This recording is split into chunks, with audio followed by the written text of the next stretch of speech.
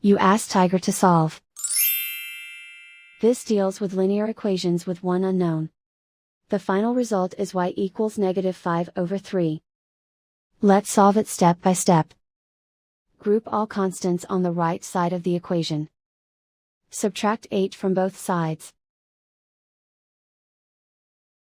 Simplify the arithmetic.